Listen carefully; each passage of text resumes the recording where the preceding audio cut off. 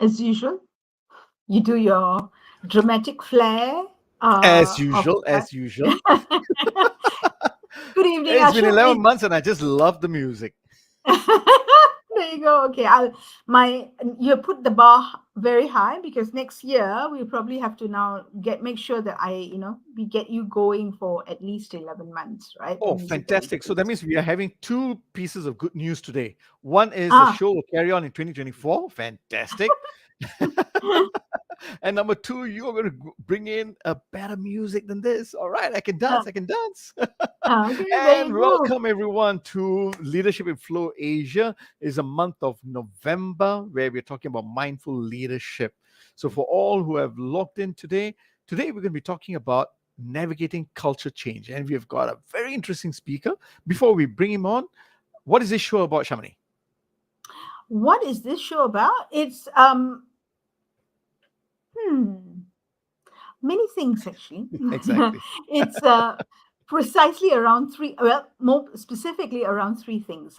It's about personal growth, it's about leadership growth, and it's about business growth, right? That's right. And in the words of one of our former guests, I think we're looking at how the leaders that we have on our show, they are introspective, they think about what they're doing or what they're struggling with, and they find a way through it, right, out of it. Why? Because they're all looking at exponential growth or exponential business results, right? That's I mean, we're all, why are we doing this? We're doing this because obviously we want to have a level of performance that is what's expected of us or exceeds expectations, right? So That's right. so that's what we did. And of course we get a huge rush when we speak to it's like it's a boost, right? Like a drug boost, Exactly. endorphin boost, right? Kind of a Yeah. thing that you get when you speak to these leaders, and we Mhm. hear all those nuggets that they have, and sometimes you don't Exactly. even realize that they have those nuggets. Exactly. So that's why we did Yeah, the show. that's true. That's true. And thank you again. And yes, speaking about the boost and the rush, and to me, I always say this show is about reading a leadership book every week, right? So who do Mhm. we have today? Wow, someone who's very interesting. He and I share the same hairstyle. Evan Ngow, right? He has got more than 17 years of experience in coaching and consulting. But what is interesting is he is currently the Chief People and Culture Officer in Prince Bank in Cambodia, right? And he's a Yes. Malaysian, right? So today we are having a really regional show, right, with everyone spread out. So let's bring him on so that our viewers can hear more from him. Yep. We're going to have a really interesting show because it's about navigating cultures, right? And That is right. Ivan is a person who navigates cultures, in not just from a nationalist perspective or nationality perspective. What am I saying? But also from a different other aspects. He was on the dark side. He was on our side, and then now he's gone into the corporate world, right? Because the corporate world looked at him and said, "Oh, we need this thinking in on our side of the table." So I'm going to bring Ivan up right now. Let me do that and make sure that I do it right and get it all sorted. Put the rightful Hello. person in the rightful place. Hello. Hello. Hi. Hi, Hi. Ivan. How are you, sir? I Mhm. think I don't deserve that accolade. I feel pressure now. The pressure is mounting. No, it's not. It's not. Okay, let's reframe that. What we are doing is we're edifying you and we are giving you the appropriate recognition so that we can collaborate together and grow from our collective wisdom. How about that? I'm so thankful that you have invited me to be the guest. In Cambodia, we say Chum Rup Sua, Sok Sabai, which means how are Oh, you? And uh, I'm so glad to be here and to have this chat with the both of you as well. So same hairstyle, huh? Yeah, exactly. yeah.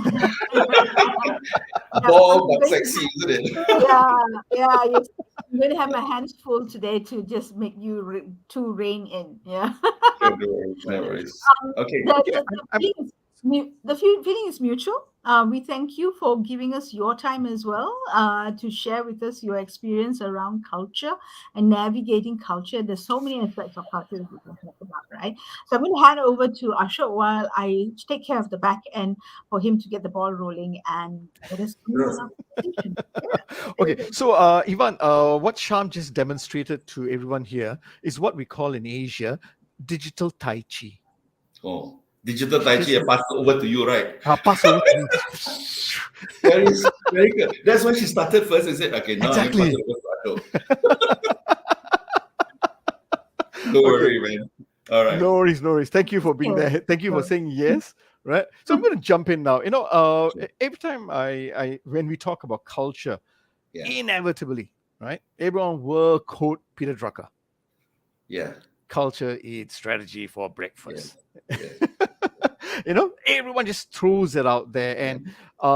and of course, over time we have come to understand that yes, strategy is important, but I guess what is also important, right, is a culture, right? We Mm. can't run away from it. But what I keep saying to everyone is also that every team, every organization already has a culture, whether it comes by design or by default, it already has one, right?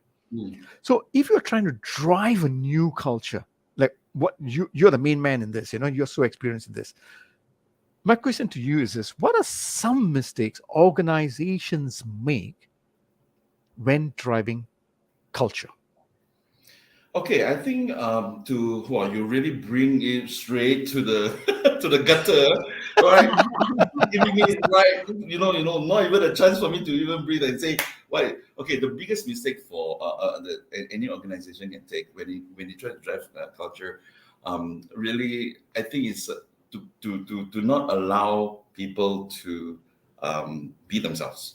I think it's Oh, very important. Yeah, I think it's very important for everyone to understand that each and every one of us are different. We bring our with us our set of values, our set of okay. behaviors, our sets of beliefs and systems as well. And I think it's important for us to acknowledge that first and foremost. What we tend to do is like we tend to tell people like, okay, this is our culture. Everybody must abide by it. And sometimes you will find a bit of a clash of cultures because we all come from different places, especially if we come from different countries, Okay. different nationalities, different. Of course, when you talk about here, in Malaysia, it's very common. You have the Malay, you have got the Chinese, you've got the Indians, and now that I'm here in Cambodia, you've got also a completely different culture altogether. So I find that a lot of times people tend to forget that, and Mm. when we don't acknowledge that, that's when you already lose a huge part of ourselves in the whole context of culture. The acknowledgement of each one of us is as important as what our driving culture would it be. Having said that, it is important after we've actually sort of gotten an understanding of what we all are or who we all are. I Okay. think only then we talk about what are the cultures that we want to set for ourselves. Yeah. So I mean, Wow. I hope that No, no, starts. oh no, it's definitely very good because you've said something very, very important for all of us to think about. You're saying that, hey, you know what, you can set organizational culture, but I think what you need to recognize is that all of us are people. We are people, right? Yeah, And we are driven by our own values and beliefs, and that's we right. need to be able to recognize that that's how we are. That's our starting point. You know, And But there is also, sorry, Ashok, to just no cut you worries, no there. worries. There is also a danger. I'm not saying that is going to be Mm, the be all and all, Sure. and it's not set in stone, because Mm, it cuts not just both ways. It cuts in every way. The mere fact that we are all different, the mere fact that we come with our different perceptions, different belief systems, automatically in itself is also a recipe for disaster, in a absolutely. sense that, because that's where the clash of cultures really do Mm, happen. And mm, because of that, I think sometimes we tend to say, okay, you're here, you are from somewhere else, you come into my organization, or so you will say that everyone, okay, you got to follow our culture. All right, this is who we are. And sometimes people tend to be very hesitant in saying whether it's the right culture or it's not the right culture.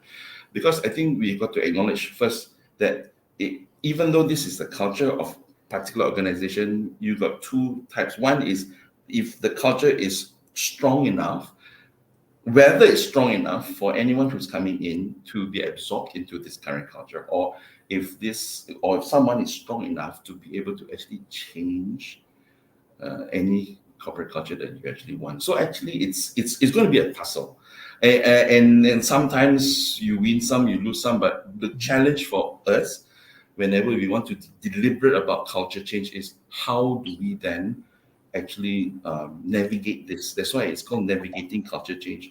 How do that's we right. navigate these differences in order for us to say we will be able to create one culture that we all agree in, we are proud of as well. What you don't want to have is to create a culture of fear, because I'm so Culture afraid. of fear. Okay.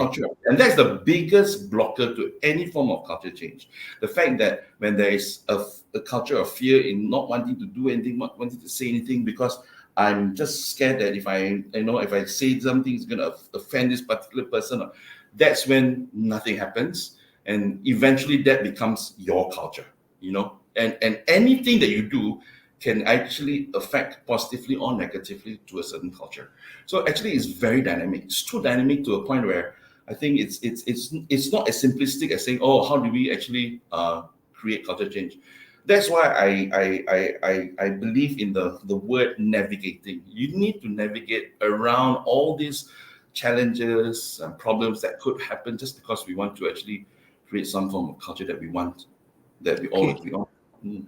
So this, I'm now very, very curious, Ivan, right? Mm. Because when I'm listening to you, I'm watching you, right? It's very interesting because you have certain choice of words that you're using. You said this is a recipe for disaster. You said this can Mm. be a tussle. There are Mm. challenges. Yeah. And at the same point of time, the way you say that we're going to be navigating this, right? Mm. There's a lot of passion in you. You're not resigned to this and like, oh God, we got to navigate Oh, this. No, no, you're not saying it as a matter of fact. You there's a certain level of energy. So I need to ask you a question. yeah. What is your value or your belief that you bring through, right? Because it is something that is you're juggling so many different things, right? So what Yeah. is your value that you bring there? Well, obviously, we can make a difference. I think the value that we all must understand, that each and every one of us, we have the power to influence. All right. Okay. And the first thing that I actually did, I mean, I went through a lot in my own career, a lot of things that went right and went wrong. And sometimes we tend to fall into this victim mindset that, what can I do? We can't do anything. And culture change is impossible. I'm not able to do this. And I think the first thing that we all need to understand is that we have the power. We have the power to influence change. And it is really up to us. I believe that change is from the middle. I call this change is from the middle because it's from where you are. A lot of people say that change must be from the top, or and if not, you cannot have change. Change can also be from the bottom. I mean, if you talk about change from the bottom, it's more of like revolution. It's tougher, it's mm, harder, but it can happen because you have the masses. Like, say, for example, you revolutionize the French Revolution, you revolutionize everybody on the ground, and then you exact change from the bottom up. it's not impossible, but it is hard. It is really, really hard. So obviously, at the end of the day, we always say that okay, change only happens when it is from the top. Yes, I believe culture change is from top down. There's no two ways about it. If you want to change a particular culture, it has to start from the number one person and it cascades down to. But change in itself, the word culture and the word change, I mean, if you look at it from two different perspectives, you will understand that change is one concept, culture is another concept. So you want to talk about navigating culture change, you need to understand what is culture and what is change and how do we put them two together. Okay, then now I got 3-4 questions coming up to my mind. Okay, we're going to take one step at a time. Wait. Shamini, when she puts up her hand like this, means it's my turn. So I have to keep quiet first and pass it on to the lady. Right, Sham, you got a question. Yeah, I only put up my hand and because I don't want to go on to the next bit, where Ivan is already going into, which is about where it starts and how do you measure accountability, right, Sure. for culture change. I want to go a little bit back to what you said, and there was a beautiful quote. I put it out there. I captured it. I hope I captured it well. It says the acknowledgement of each of us must first happen before we can set the organizational culture, right? Yeah. Now, and we talked a little bit about that, and you shared about how, I mean, obviously there's the nationality if you're in an organization that has multiple multinationalities. There's race, right? There is also there's also that slice of which part of the world you come from or which part of the country you come from. Okay. Sure. There's also the generational slices, right? Yeah. That is there. So there's so many different nuances and layers, right? That make the demographic of each one of us in an organization. Mm. Isn't it idealistic for us to say that we need to acknowledge that the acknowledgement of each one of us has to happen, and only then does culture change in organizations happen? Yeah, so isn't it idealistic? It's like, wonderfully that's the way I would like to do it, but does it happen? Is it possible? Are we missing something, or other people are we not seeing something and we're saying that's idealistic? Is there another way of thinking about it? Let me peel it off and maybe answer it bit by bit. I think because this is a very complex topic, to be very honest with you as well. I'm going to start off with I will answer that, is it idealistic or not, by giving you a little bit of analogy of how we navigate culture change. The word navigation comes from navigating the seas, right? You know, navigation, it's when you need to move, when you sail, you navigate. So obviously, when you talk about navigation, you are actually looking in terms of all the challenges that you will face while you are sailing, the wind, the waves, the currents, and everything else. In all of these are also some seen, some unseen. That is why it is navigating. Now, having said that, human behaviors are so complex. You cannot take one system that you have done or any solution that you have actually done with one organization or any party and say, oh, this is a system and I'm going to apply it to another place. You have to navigate it according to the sea that you are in, the Mediterranean Sea, the Caribbean Sea, the South China Sea, the Indian Ocean. They are all different, but you're still navigating the same ship. So if I were to use this concept and apply it at the end of the day, you have to always have one final goal. Simon Sinek says why you're doing it. I think that's oversold, but it's not an old, it is alive. You still need to understand that. Is it idealistic? Obviously it is. You're talking about something that that you are trying to create for something that's better, or a change that you want to create. It's not going to be easy. Nothing's going to be easy. Sailing the seven seas in the past was never easy. But you've got to go to the new world, the promised land, or whatever that you're going to call it. And that, in a sense, is already in itself something that's worth fighting for. Okay, coming down to that. Next, moving and accepting that we have got to navigate this is different. So therefore, it is knowing that this is your challenge that's ahead of you. The biggest mistake that any organization coming back to what is to not acknowledge it. And that is why a lot of culture change efforts fail, because we tend to just skim it through. And if you do skim it through, you will eventually reach a point where you'll be faced with all kinds of monsters, the deep sea ocean or whatever, that's going to plunge you into the abyss. And then you will not ready for it. By acknowledging that it is these differences. In fact, the whole action of accepting in itself is the culture that you need to create first. Otherwise, you're not going to be able, because people are just saying, you're different, I'm different. And that in itself is going to, like I said, it's a clash of culture. It is the recipe for disaster. And then you ask yourself, why can't I create culture change? Because for us to come from different places and not accepting that this was the first challenge that you have to overcome is in itself the recipe that was the reason why we failed. So we, from the get-go, you already acknowledge that it is an idealistic perspective.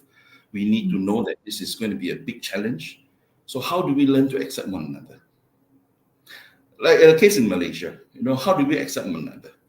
I think a lot of times we tend to say that, people tend to say, okay, for Malaysia to work between the Malay and Chinese, similarly to Singapore, Malay, Chinese, Indian, is we learn to, there's a very key word that we say, for harmony to happen in our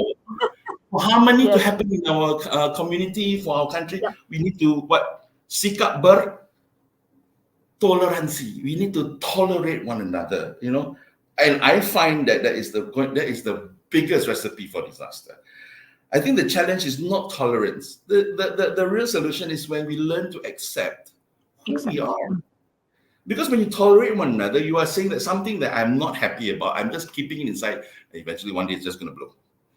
So right from the get-go, I think the biggest challenge when we navigate is, what is the culture that we want to create? So if we do not acknowledge that we all come with our different cultures, we're just going to start arguing who is right, who is wrong, who should be the main culture. At the end of the day, that is why we need to go down and deep down and understand what is the kind of culture we want to create.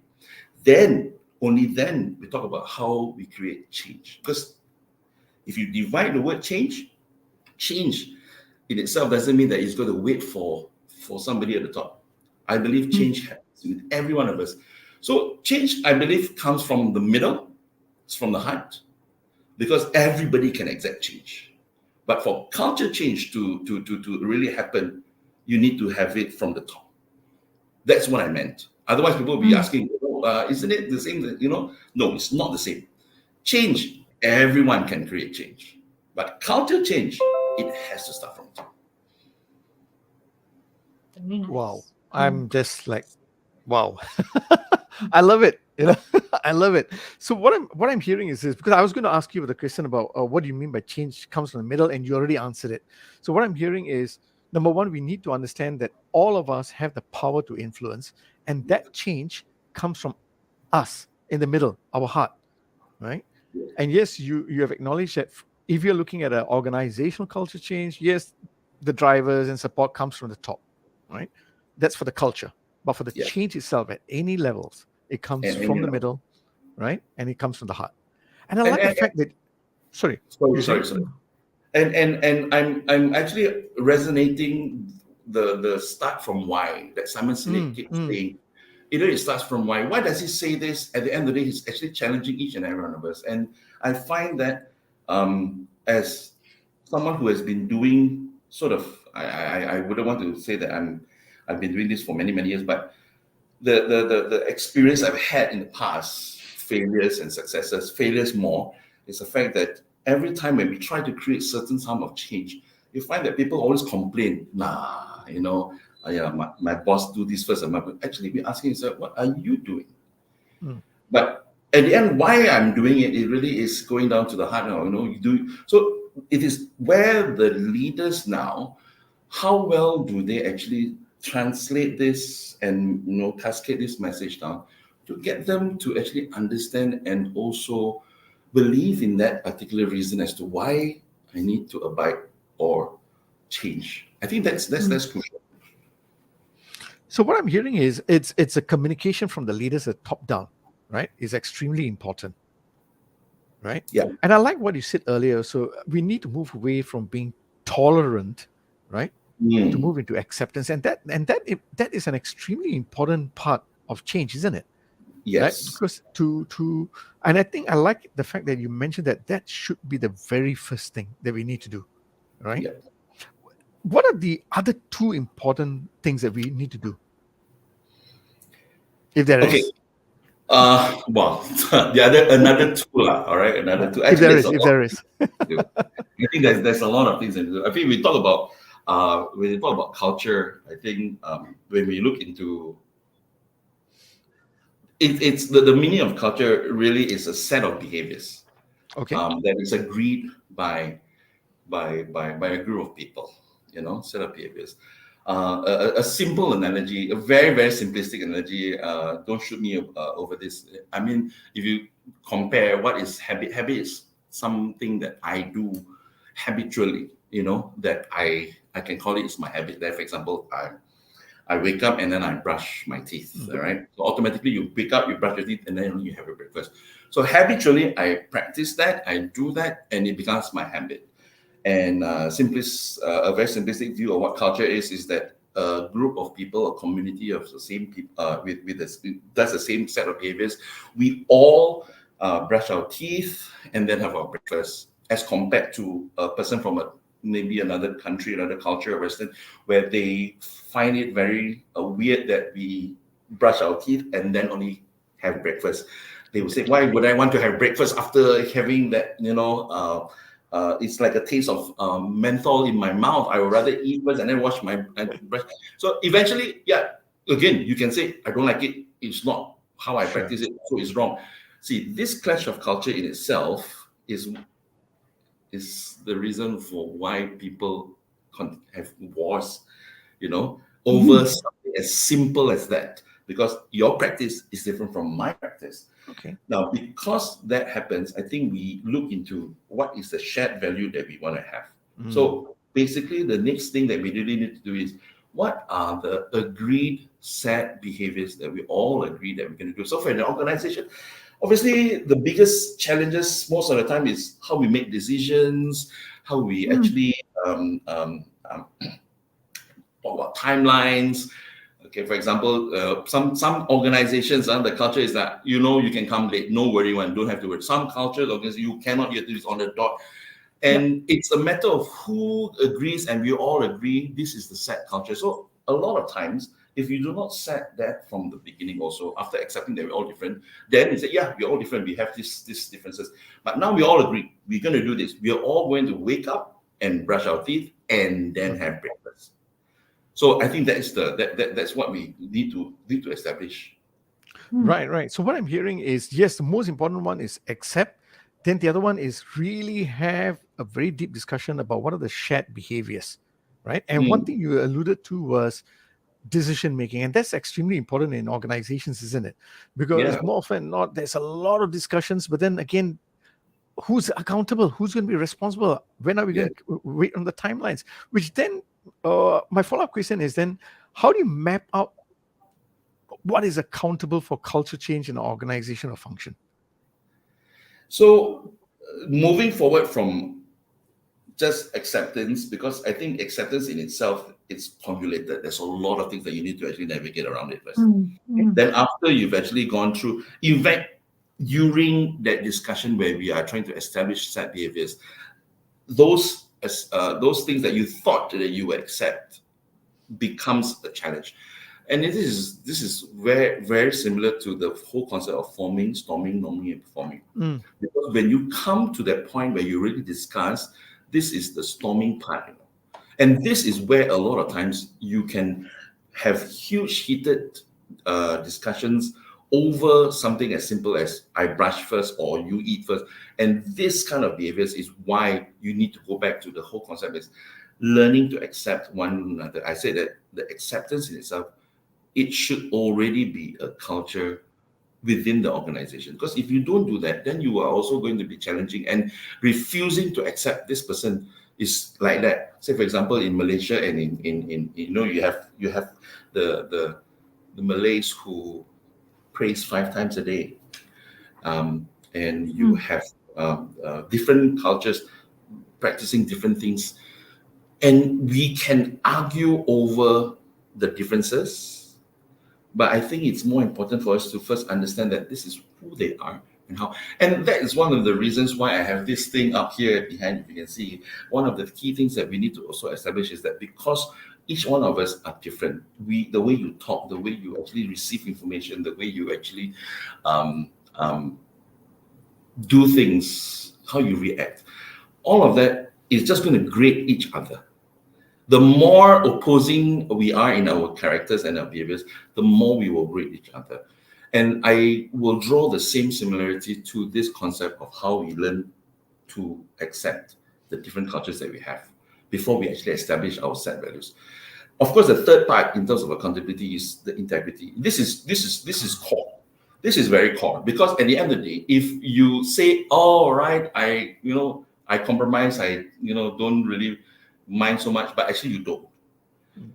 So you are actually negating everything that everything that I've said from the very beginning. So we spend a lot of time right at the very beginning, first and foremost, because the real challenge is when, you said that the proof is in the pudding. This is when you really test whether you do accept. Because actually people say they accept, but they don't, Right. So what is it that you really talk about accepting? I give a very simple example between a simple difference between two characters. That one person is an introvert and an extrovert. We always say that, for an introvert, before they actually talk, they will always think about what they want to say. So they take a very deep, they take a long time to really analyze their ideas. Then only they will be comfortable to speak out, because if the idea is not concrete enough, if the idea is not something that they are willing to say, because it's not concrete, they will not say anything. They will not talk. And as opposed to an extrovert is someone who really needs to process their thoughts while they are thinking. That's why they are actually very expressive in the way they actually talk. But most of the time, when they bring out their thoughts, they are always mostly half-baked. Because in that thinking process, they are using that whole process of talking to actually process their thinking. So they need to verbalize it, then it goes back in, verbalize it, goes back in. And that whole process makes an extrovert it makes his argument more concrete. An introvert doesn't require that. An introvert can do that all within his own mind, and he only speaks out. So from his perspective, a person who doesn't think and then just talk is someone who doesn't take time to think, because he values that whole concept of thinking. So when he talks, it means it's almost at a rate that is perfect, as compared to an extrovert who just speaks out his mind without even really processing it. And this can in itself create a huge conflict, just because he thinks your idea is so half-baked and you are causing a lot of unnecessary conflict within the team. Can't you just go and think first before you bring your ideas out? And you cannot tell that to an extrovert, because if he's not talking, he's actually not processing his thinking, and he will not have the chance to process it to where you want it to be. So in itself, it's already a recipe for disaster. And that is why I say, I don't like you, I don't like you, I don't like what you say. So this is an example of how sometimes we tend to just skim through this level of acceptance by saying, "Oh, you do accept," but actually we are wired differently. More so, if you are wired from a completely, you're encultured in a completely different culture, completely different country, completely different nationality, or even a race. Now you know why it's so hard, because we refuse to accept that we are all different. But how do then? So yeah, I mean, I love this, but then the question that keep coming to my mind is, okay, what if someone holds certain values, personal values, very strongly, right? And they can't agree with you in that sense. They can't agree that we need to brush our teeth first, for example, for whatever reason, right? So how do you then still work with them? So I think when let's use it from an organizational perspective, since we're talking about culture within an organization. Now, I think to a lot of to a lot of us, we tend to feel that we are very unique in coming up with our own, say, values, organizational values or organizational culture. Sorry to burst everyone's bubble. I've worked with a lot of organizations. A lot of times, although it is different, it's like same but different. How many times have we actually worked with organizations where we talk about, okay, what are your values that you really abide by, you really, embrace? Professionalism, respect for one another, understanding each other, results-oriented, service quality or even quality or integrity or responsibility. A lot of all these words are interchangeable within a lot of organizations. So even if you come from a different organization, come in and say, when I was in this bank, we used to do this like that. When I used to be in this organization, we used to do this like that. The fact is that there is something that is very core, which doesn't run away, because these values are pretty universal. Not unless you can say that, look, in my previous organization, we cheat, lie, and we cover up, and that's how we run our business. I have yet met any organization that says this is how our core values are. I'm not saying that they aren't out there, but I'm saying that literally when you look at it, a lot of us would understand this is how we want to chart our organizations, which means that we use these values. So there is areas that we can find similarities on. The problem we as human beings, we are fixated with the differences, and more so than the ones that unite us.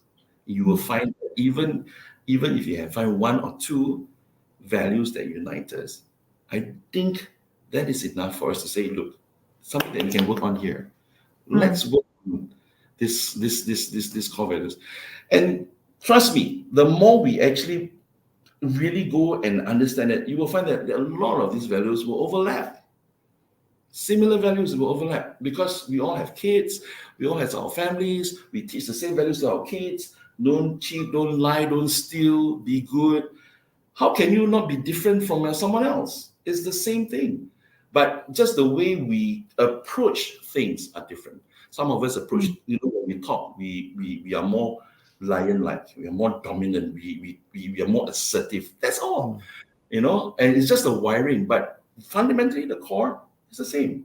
So I think it's more the skin. It's actually our skin that is different, and not the core. The core is very similar in many ways because human beings, I think we maybe overcomplicate things for ourselves. We are actually very simple, straightforward. It's the skin that is just different. So that's the example of extrovert, introvert is a similar thing of how sometimes a lion can seem too dominant, too obnoxious, but you're looking at the skin. Right. No, I like that. I like the fact that you mentioned that we are always fixated by differences and not enough about our similarities. And I think that is extremely important. And what you mentioned was something very true. When we all come into an organization, right? We all come with our lenses. Let's call it. We have our biases. We come with our glasses full of biases in that sense. And I like the fact that you mentioned that one of the most important things for us to do is to be able to break down and show each other that what are our shared values that we already live by, we already do, Yeah. And if we can articulate that already brings empathy and closeness together at the first level. Exactly, and sorry, I'm going to jump straight to the first topic of the day, which is actually when we talk about mindful leadership. I think that is something which is sorely missing because we tend to only think of ourselves. And mindful leadership really is about thinking that leadership is not about you. It is about other people that you are leading. So being mindful and leadership, I find it weird that we actually have this word mindful leadership because you know what? How can you be a leader if you're not mindful? Mindful leadership is actually it's just like it's a euphemism of sorts. Leadership is leadership. I mean, it has to be. You have got to be mindful. You got to be mindful of the people that you lead, the different people that you have, the different cultures that's existing in the organization, the different, and how do we take that step to actually meet you? I call this pacing. How do you pace to one another? Mm. And this is the greatest challenge in culture, not even culture change, establishing culture. We're talking about I haven't even gone to the area of change. I'm still establishing culture, and that in itself will give us a better chance of success for us to be able to change other people's behavior and say that, hey, is this the kind of set behavior that we want to embrace? Because if it's not, obviously the next question that I should ask is, then why are you here? If you do not abide or you do not believe in this belief system, in this is how we want to run our business, obviously you are not the right fit. That's why we talk about culture fit, identifying that this is not who. But if somebody who doesn't have that, which is bad enough that you're not culture fit, I think it's very important for that person to really do a really deep reflection of themselves. Right, Yeah. right. No, thank you for that. I'm going to let Sham ask, but I just want to say there's someone who says hello to all three of us, and I think all three of us know, right? Gerald says hi. All right. Hi, Gerald. It's been a while. It's haven't had a chat with you. All right, Yeah. cool. Hi, Gerald. I was going to do that as well, just to give us all a little bit of a breather to kind of let what Ivan has been sharing with us to kind of Sure. gently sink in. Yeah. So Gerald is one of our fans, supporter actually. It was because of Gerald that we added Asia to our name. We were Leadership in Flow last year, and this year we became Leadership in Flow Asia, with the focus of leaders in Asia. Primarily because Gerald nudged us in that direction. So yeah, I'm going to give a bit of history. Gerald and I go way back since 1997. see, small world. It was my first job at Health Institute. So that was where I got to know Gerald. So you can imagine how long it has been. Yes, it Yeah. is a testimony of the personalities that the two of you are. All right, it's how long it has spent. I've got a question here, which is not kind of reflecting on our comment box, but I'm just having a second device and I'm looking at the question on LinkedIn, and this is from Malar actually, and it's the right time for me to ask that question because you went into that space of mindful leadership, right? And you said it's all of it's it. What do you mean by mindful? It's leadership, and leadership requires a certain way of thinking about things, right? So here's a question: how has your mindset helped you lead in a different culture? Help us with some examples of how you use these principles as a leader in a different culture. Okay, so I think going back to giving my example, I think what I've shared is really what I tend to practice. I believe in this concept of walking the talk. I mean, you cannot go out there and say that, you know what, you got to learn how to accept the differences of people, and yet yourself not knowing how, or not knowing how to do it, or doing it in itself. I am a big supporter of, sorry if I cannot pronounce his name properly, Paulo Freire. He is a Brazilian writer. He has a dictum which I have always held since 1997. It says, "In order to be, one has to become." All right. In order to be, one has to become, and that has always been my mantra. I think, like, for example, if you want to be a good leader, then you got to become one. You got to, if you say that you got to model the way, inspire a vision, enable others people to act, you got to do all of that. If you want to learn how to accept the differences in people, you got to do all that. Now, it has also come with a cost. It's not easy. I have, I'm not saying that, I've done this so well. I think it's true, like when they say, I hope that with age comes wisdom. I hope that that is true in my case. I'm still learning, and I'm trying to really understand exactly how to navigate this, because it's not easy. It is a very difficult task, because the biggest challenge is challenges your own personal values, of what. So a lot of times you would have to actually take 1 or 2 steps back. Most of the time, people tend to just say, no, it's me, it's me, it's me, it's me. I think I've realized that over the years, that doesn't help, right? Leadership is really what you do, all right? It is through action. It's not in any form of position that you... Sometimes, I think that's why a lot of message out there that's telling people, no, don't be a manager, don't be a boss, but be a leader. I think the reason why people tend to say that is because there are examples of leadership that people tend to say that they're leaders, but they don't practice those kind of leadership values. So then you draw this dictum between manager versus leader. I personally do not feel that they are any different. Like, for example, you just give an example. What's the difference between a leader and manager? People tend to say that you don't need to be a manager to be a leader. All right.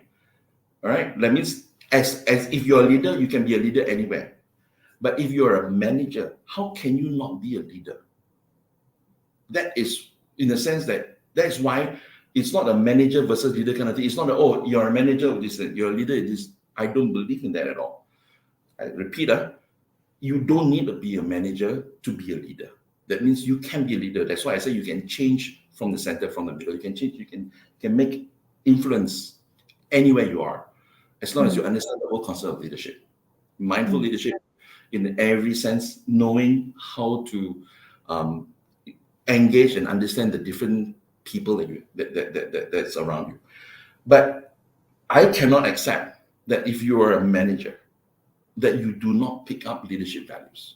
You do not portray those.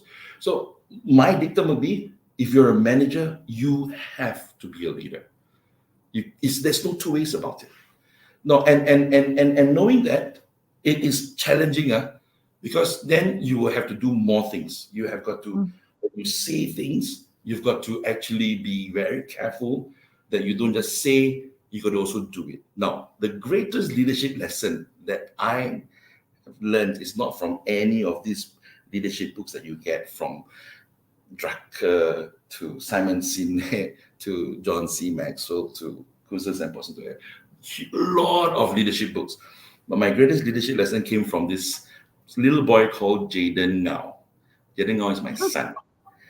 And I'm going to share with you this story, and it's a very interesting concept.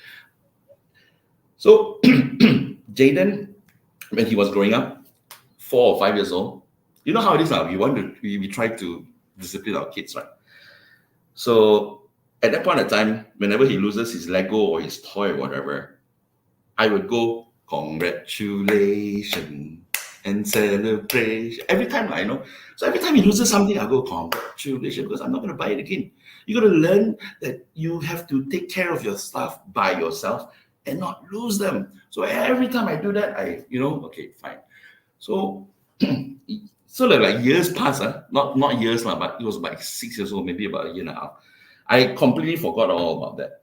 I came back from office one day, and in front of my porch, I stopped the car, and I was about to leave the car. My wife was just coming down the car. My son had coming out, and I realized, I left my wallet. And I shouted, oh no, I left my wallet. I lost my wallet. I left my wallet. I think my wallet is in the office. And guess what happened? A very tiny voice says, congratulations. And that was like, for me, an epiphany of leadership. I was like, you know what? You tend to tell people that you model the way. How do you model the way? It is your lifestyle. It is what you do. It is everything you say, everything. And it's tough. It is really tough. So whenever we do the leadership programs, people say, you know what, Evan, it's too idealistic. Well, you got to try.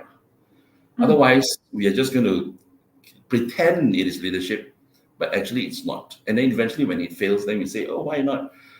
And I failed many times enough to realize that it is a challenge. Now, I'm not saying that what I'm going to do now here in Cambodia is going to be successful. I hope that it will be. But the mountain to climb is even greater, because here I'm in a completely different culture. I got to understand how they think. I got to understand how they behave, what they say, the nuances. They're all different, and it's very new to me, even though I've been coming in and out.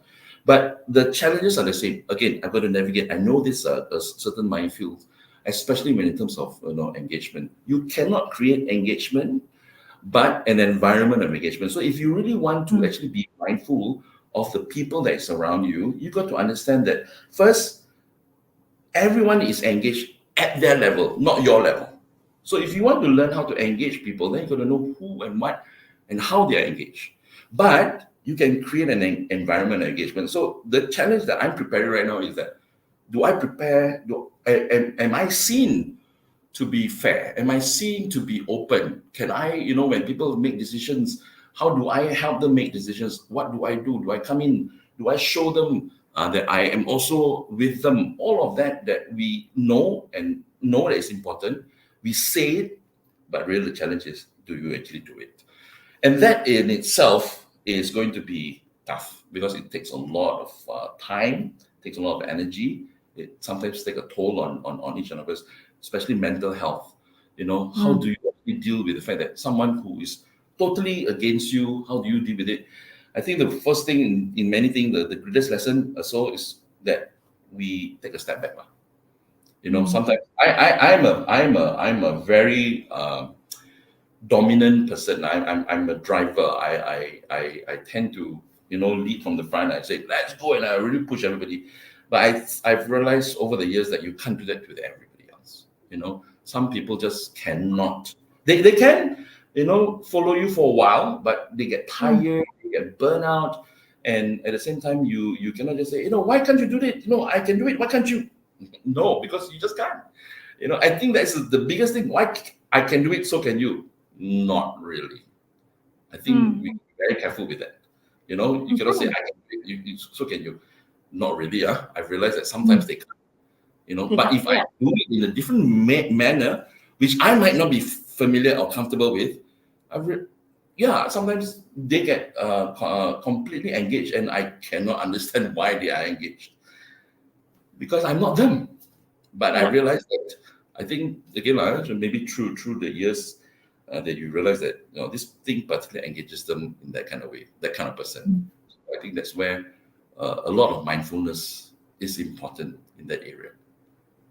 I hope that answers the story. Yeah, I've got a follow-up question, and I'm mindful of the fact that we are hitting the home run stretch. So I've got one question, and then I'm going to hand over to Ashok to bring us through with the last question. And my question is to take us from mindset into competencies, right? What you've described earlier on, you talked about walking the talk, needing to take 1 to 2 steps back, engaging and understanding different people, and you also brought in a little bit about being fair, right? So let's just take that as 4 components of a mindset. Now, if we're talking to leaders and you said these are the mindset, how do we get from mindset to competencies? What would in your mind are the competencies that leaders would need to learn, either to support or to learn to have if they don't have it, or strengthen it if they want to build culture or they want to strengthen an existing culture? So getting it from mindset to competencies. I would have 4 parallel answers to this. And these 4 parallel answers, I will go back again to my 4 animals I have. And the reason is this. I think it is important for us to realize that there are strengths in these different styles, let's say. I think the main competency for me right now, and if I'm just using me as an example, what I don't have, because I'm more D, I'm more dominant, I'm more lion-like. And I think it's not that I'm without compassion. It's not that I'm without compassion. Let me put it out there. It's that I actually tend to think that you can deal with compassion after you've completed what you are supposed to do. Therefore, my wiring is to drive. I always want to drive. If we succeed, then you can actually talk about compassion later. But I realized that actually the level of understanding, getting to be patient and not just rush in, for me, that took me lots of years to learn. And that is a very strong value that is inherent in most of the people with the S characteristics, the steadiness, the Saint Bernards. They tend to be, a bit more cautious, a bit more less impulsive, a bit more careful, sometimes to an extent of taking too slow. So it irritates me a little bit, but I realize that there's a lot of value in that. In taking, I know that last time, even when I used to, and I would really shout out to this very good friend of mine. All right, his name is Lee Wilson. He's my classmate, but he's like almost like my mentor.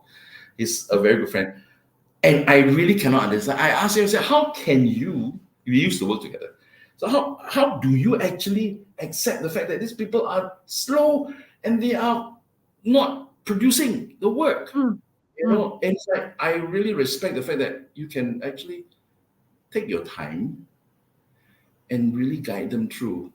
And then at the same time, I was like, why? Because that's not your character. And I realized that I think patience and compassion is totally undervalued. I think this is something which a lot of leaders need to, and if they are not naturally a Saint Bernard-like person, I think we've got to be deliberate in that. I think that value of patience and of taking your time, because at the end of the day, you realize that you don't have to. Sometimes we tend to say, okay, we have to drive. I think we don't have to. And I think that's a very key element. I'm not sure whether you call it a competency or not. I think it's more of I guess in some ways it's a real core leadership skill that we tend to forget. I think, of course, the most important thing was, it's a power skill. It is. I think it is. It is something which right? is not lacking. It's just that it's not pronounced. Yes. There are a lot of people who are there as well. Maybe not measured, or maybe not given credit for. Not given credit for. I think because a lot of times people tend to see leadership from a very charismatic point of view. The person who is out there, the person who is shining, the person who is in front, delivering and telling people, let's do this. You do engage people in that sense, but I think a lot of times the ones who are the quiet leaders, the ones that we are actually also right now we're talking about at the very beginning, say that giving the opportunity for quiet leaders, I think these are the ones that will make a huge impact to creating real change. Yeah. And therefore, thank you. And mindful leadership. Oh, wow, thank you. I mean, I didn't realize just an hour just went off just like that, So, Evan, thank you again very much. So what I'm hearing, if I'm going to summarize it before I leave you with one last question or advice for all our listeners, right? Number one, what you said is when we start, we need to be very clear what's the difference between change and culture. And what you must be prepared to do is to navigate. And navigate, you brought in an analogy of going through the ocean, so there will be rough seas, waves, currents, whatever it is. But the first step that we all need to do is to be able to have the mindset to accept each other for who we are. And one of the great ways to do that is to be able to mirror or exchange your values and articulate that to be able to connect with each other. And you said that all of us have the power to influence, to create that change, and change comes from the middle. And what is important for behaviors is we need to come up with a shared group of behaviors, and we need to be mindful as leaders where we can create an environment for engagement. And one of the most important things. Can I go back to change from the middle? Can I change to change from the center? Change from the center, Ken. It's the same thing. And the most important thing is to be deliberate about being patient. Because that relates back to being able to accept everyone for who they are. So I think you were referring to Paulo Coelho, the author of Alchemist. Freire. That's different. Freire, not Coelho. Not Coelho. Okay, no worries. So what is your one last advice, right, for all our leaders who are listening in, Can I X end is with not. this final story? I like to end it with Okay, stories. great. So, What's your final change. story then? So the final one, so we talk about navigation, we talk about navigating, we talk about culture, and now we talk about change. Now, I want to end this session with this story about change. I equate change similar to surfing. How many of you surf? Do you surf? Do you know how to surf?